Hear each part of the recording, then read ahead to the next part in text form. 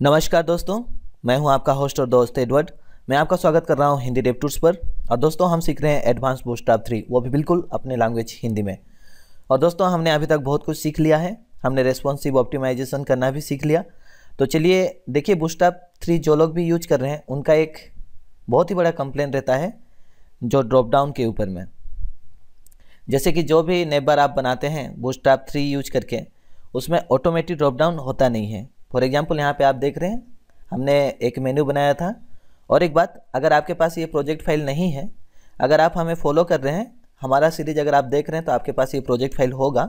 अगर आपने नहीं देखा है या आपके पास अगर प्रोजेक्ट फाइल नहीं है, तो मैंने ये प्रोजेक्ट फाइल को जिप करके शेयर कर दिया है। आप इसे डाउनलोड कर सकते हैं। डाउनलोड करने के बाद आपको एक फोल्डर मिलेगा, टेम्पलेट का नाम है 9e। और दोस्तों, आप उसे ओपन करेंगे तो आपको ये पेज दिखाई देगा। यहाँ पे हमने नेब बार बनाया है, और ये जो नेब बार है, इसे क्लिक करने से नीचे का जो ड्रॉप डाउन है वो खुलता है। आप कहीं पे भी अगर बूटस्ट्रैप 3 यूज करके ड्रॉप डाउन मेनू बनाएंगे, इसी तरह का होगा।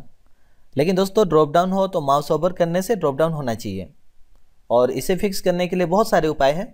आप सोच रहे होंगे कि शायद कंपनी जिन्होंने इसे बनाया है, बूटस्ट्रैप 3 ट्विटर ने बनाया है, तो ट्विटर कंपनी ने शायद यहाँ पे मिस्टेक किया होगा। ऐसा कोई बात नहीं है, इसे जानबूझ के ऐसा रखा गया है।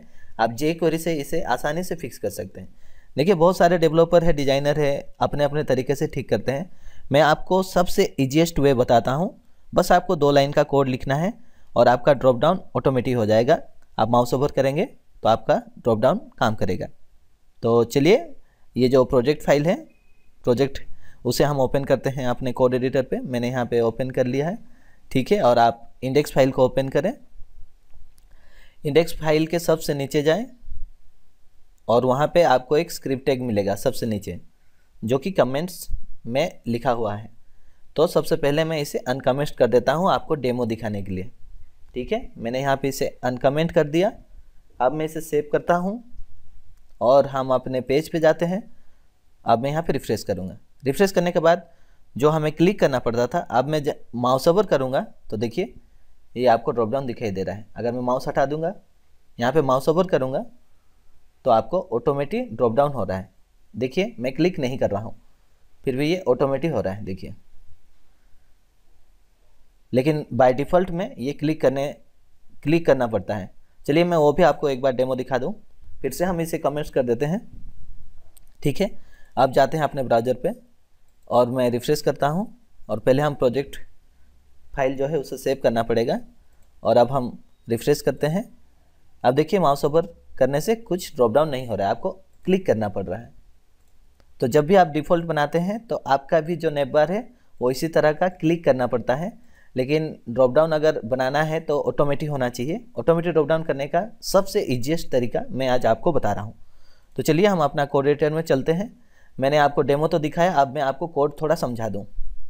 मैं इसे अनकमेंट कर देता हूँ। मैंने यहाँ प्रोजेक्ट फाइल में इसलिए लिख के दिया है ताकि आपको लिखना ना पड़े। देखिए, ये छोटा सा कोड है और ये बिल्कुल jQuery का लिखा हुआ है।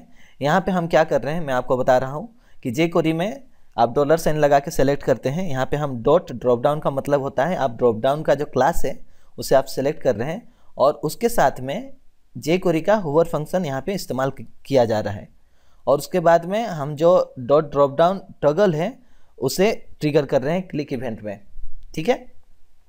अभी देखिए, अगर आप jQuery नहीं पढ़े हैं तो आपको समझ में नहीं आएगा, और अगर आपने jQuery पढ़ा है तो आपको ये फंक्शन समझ में आएगा। एग्जाम्पल के तौर पे ये जो डॉट ड्रॉप डाउन है, आप इंडेक्स फाइल में जाएंगे ऊपर, ठीक है।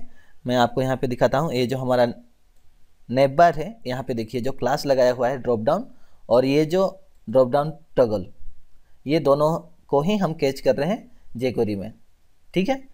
और देखिए, अगर आपको jQuery समझ में नहीं आता है तो सबसे आसान तरीका है, मैंने ये जो फंक्शन है jQuery का, इसे अनकमेंट, आपको बस मैंने कमेंट करके दिया है, आपको बस आपको अनकमेंट करना है और सेव कर देना है, और आपका जो नेब बार है वो ऑटोमेटिक ड्रॉप डाउन हो जाएगा, ठीक है दोस्तों।